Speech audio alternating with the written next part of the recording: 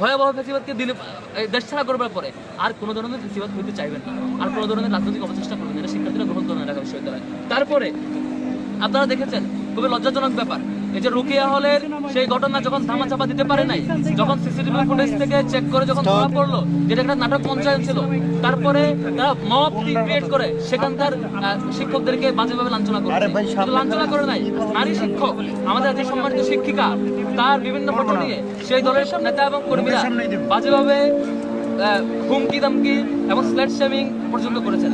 এতদিন তারা ঢাকা বিশ্ববিদ্যালয়ের শিক্ষার্থীদেরকে স্লেট শেমিং এর ভিক্টিম বানিয়েছেন, আজকে দেখেছি আমরা ঢাকা বিশ্ববিদ্যালয়ের সম্মানিত শিক্ষিকাদেরকে স্লেট শেমিং এর ভিক্টিম বানিয়েছেন। এটা লজ্জা, এটা এর চেয়ে লজ্জাজনক কাজ আর হইতে পারে না।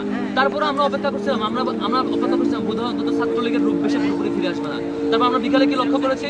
বিকালে লক্ষ্য করেছি যে ছাত্রদলের নেতৃবৃন্দ, বিশ্ববিদ্যালয় প্রশাসন সহ সবাইকে এই যে কারছবি, জালিয়াতি কারছবিতে যখন খুলিয়ে উঠতে পারলো না, শেষ পর্যন্ত যেভাবে যে আচরণের কথা বলেছে আপনারা সেই ভিডিও ফুটেজ দেখেছেন।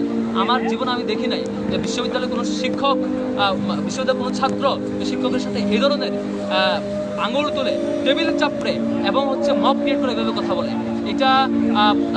এটা খুবই এটা ছাত্রলীগের কাছে আমরা দেখেছিলাম, আবার নতুন যুগে মনে হচ্ছে ফিরছে।